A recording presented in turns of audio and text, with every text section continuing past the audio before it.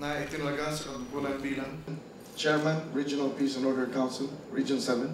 Natuto pa rin ko ng buong kursa at katapat. Pabang pagkaraan ito eh. At nang iba pang pagkaraan nito'y Gagampanan ko. Ako ng Diyos. And a big round of applause for the new RPOC Region 7 Chairman, Edgardo M. Chato.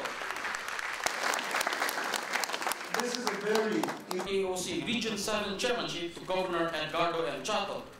May we request the President to witness the term over ceremony.